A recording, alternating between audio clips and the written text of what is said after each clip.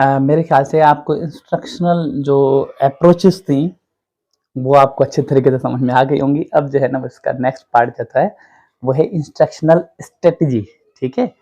Instructional strategy क्या है, ठीक है? इंस्ट्रक्शनल हम जो है इसका डिफरेंस पहले ही डिस्कस कर चुके हैं मेरे ख्याल से। अगर आपने वो वीडियो देखी है इससे पहले वाली, तो आपको ये डिफरेंस यानी स्ट्रेटजी और अप्रोच में क्या डिफरेंस है अच्छे तरीके से समझ में आ गया होगा, सही है? ये इंस्ट्रक्शनल स्ट्रेटजीज क्या होती हैं? ये क्लास की एक्टिविटीज़ होती हैं कि किस तरीके से जो क्लास की एक्टिविटीज़ होती हैं उन्हें हम जो है ना वो स्ट्रेटजी कहते हैं, ठीक है? अप्रोचेस को पूरा करने के लिए जो अप्रोच पे जो है उस पे एक अप्रोच के अंदर बहुत सारी स्ट्रेटजीज आ जाती हैं, ठीक है? तो एक अप्रोच पे अगर हम चलते हैं तो उसके अंदर बहुत सारी स्ट्रेटजीज होती हैं, तो टीचर बहुत सारी स्ट्रेटजीज यहाँ पर इस्तेमाल कर सकता है। अच्छा, सबसे पहले देखें लेक्चर, ठीक है? लेक्चर में जो है ना वो आपको पता है, ये पीछे पढ़ चुके हैं, ये टीचर सेंटर अप्रोच है, ठीक है? जिसमें सेंटर जो है ना वो कौन होता है, ठीक है? अ, हमारे पास टीचर है, ठीक है?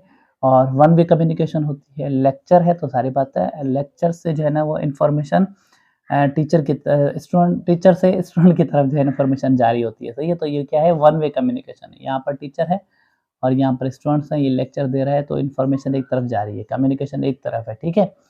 और याद रखिएगा एक बात बहुत ही इंपॉर्टेंट आपको बता रहा हूँ कि लेक्चर्स मेथड से जो है वो लर्निंग बहुत कम होती है, अबाउट 5%, 5% लर्निंग होती है। कितनी कम कम्युनिकेशन जो है वो बहुत कम जो है ना वो लर्निंग होती है, किससे?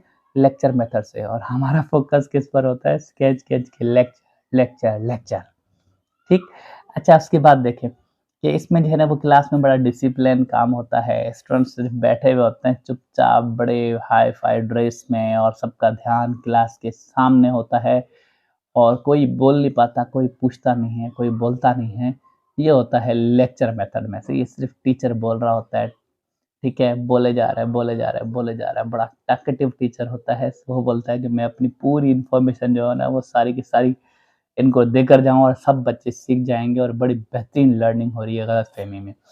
ख़ैर उसके बाद अपन आते हैं डिस्कशन मेथड पे, सही है? अच्छा, डिस्कशन जो है वो डिस्कस करना, ये हमारे पास स्टूडेंट सेंटर अप्रोच है, मैंने थोड़ा शॉर्ट में लिखा है, ठीक है?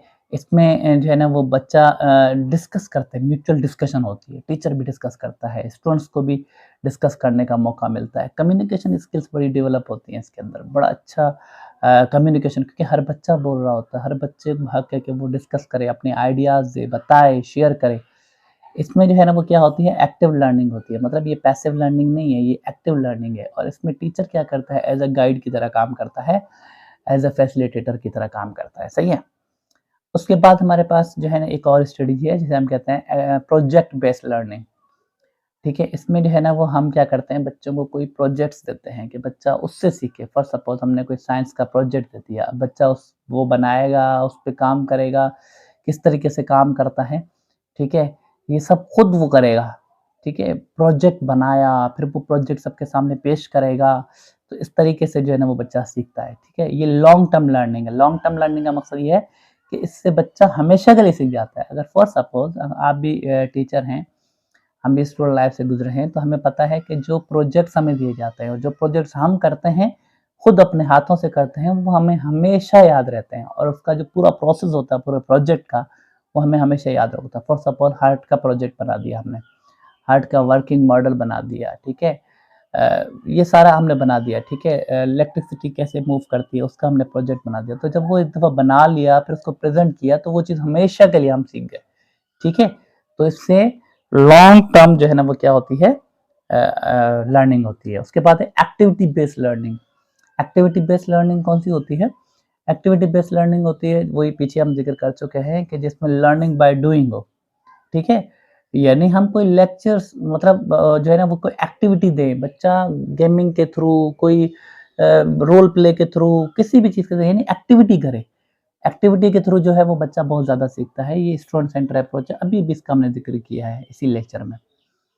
उसके बाद है डेमोन्स्ट्रेशन। डेमोन्स्ट्रेशन जो है ना वो क्या है, ये टीचर सेंटर अप्रोच है। डेमोन्स्ट्रेशन में क्या होता है, एक टीचर खुद किसी प्रोजेक्ट का बारे में बता रहा होता है क्लास के फ्रंट में खड़ा होकर कि ये चीज़ इस तरीके से काम करती है, तो ये कहलाती है डेमोन्स्ट्रेशन। फॉर सपोज़ हार्ट का मॉडल टीचर ने ले लिया हुआ है और क्लास के सामने खड़े होकर वो तमाम स्टूडेंट्स को समझा रहे हैं कि हार्ट का मॉडल है, ये हार्ट के ये 4 चैम्बर्स हैं, यहाँ से ब्लड ऐसे-ऐसे गया और यहाँ से मूव किया, ठीक है? ये सारी चीज़ें दिखा रहा है और बता रहा है। तो ये है डेमोंस्ट्रेशन मेथड, ठीक है? और डेमोंस्ट्रेशन जो है ना वो टीचर सेंटर होता है, क्योंकि स्टूडेंट्स देख रहे हैं, सुन रहे हैं कि काम कैसे हो रहा है, हार्ट कैसे पंप कर रहा है, कहाँ से ब्लड जा रहा है, तो ये डेमोंस्ट्रेशन है।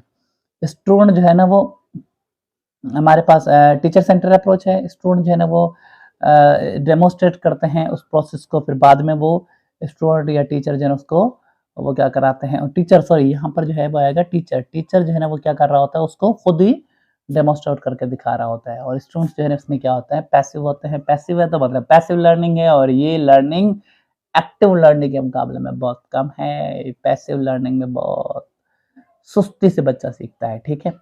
देन इंक्वायरी बेस्ड लर्निंग, ठीक है, इंक्वायरी बेस्ड स्ट्रेटजी आप कह लें। ये स्टूडेंट सेंटर अप्रोच है, इसमें स्टूडेंट जो है ना वो क्वेश्चन पूछता है, सॉल्यूशंस देता है, एक्सप्लोर करता है, आंसर्स वगैरह ढूंढता है, इंक्वायरी करता है, बच्चा खुद इंक्वायरी करता है। कोई भी सवाल दे दो, कोई भी प्रॉब्लम दे दो, उसकी इंक्वायरी करेगा, सवाल पूछेगा, सॉल्यूशन देगा, आंसर्स एक्सप्लोर करेगा। ये भी हमारे पास क्या है, स्टूडेंट सेंटर अप्रोच है कि बच्चा खुद इंक्वायरी करके उसका आंसर जो है ना वो दे। फॉर सपोज अगर मैं बच्चों से पूछता हूँ कि वे बताएं कि हमारे इलाके में जो है ना वो एयर पोल्यूशन बहुत ज़्यादा क्यों हो रही है, इसका जवाब मुझे कल दीजिएगा, ठीक है। लेकिन आप अच्छे तरीके से आप खुद जाकर देखें कि एयर पोल्यूशन क्यों हो रही है और मुझे कल आकर इसका जवाब दें। बच्चा क्या करेगा, इंक्वायरी करेगा, जाकर देखेगा कहाँ-कहाँ से धुआँ आ रहा है, कहाँ-कहाँ से एयर पोल्यूशन हो रही है, फिर उसको रिटन फॉर्म में लेकर आकर कल आकर मुझे बताएगा, मुझे आकर समझाएगा, क्लास को आकर समझाएगा। ये जो लर्निंग है, ये जो स्ट्रेटजी है, ये कहलाती है इंक्वायरी बेस्ड स्ट्रेटजी। अच्छा, मेरे ख्याल से आपको ये टॉपिक अच्छे तरीके से समझ में आ गया होगा, कौन सा इंस्ट्रक्शनल अप्रोच और इंस्ट्रक्शनल स्ट्रेटजी, ठीक है। अच्छे तरीके से इसको देख लें, अच्छे तरीके से जो है ना वो वीडियो देखें। और एक और इम्पोर्टेंट पॉइंट बताऊँ आपको कि आप लोग इन पॉइंट्स को जो है ना वो अच्छे तरीके से अपना नोटबुक बना लें, उनको नोट कर लिया करें, ठीक है, ताकि हमेशा के लिए आपको याद हो जाए, दोबारा रिपीट करना पड़े तो आप जो है ना वो अपनी नोटबुक से उसको रिपीट करें। इसके अलावा अगर आपको वीडियो पसंद आ रही है तो आप जो है ना वो वीडियो को लाइक करें और हमारे चैनल को सब्सक्राइब करें, ताकि आपके ये जो सारे टॉपिक्स हैं वो आहिस्ता से कवर हों। अल्हम्दुलिल्लाह हमने एक जो है ना वो बहुत सारी वीडियोस के थ्रू जो है ना वो हमने बहुत सारे टॉपिक्स जो है ना वो कवर कर लिए हैं और हमारा काम जारी है।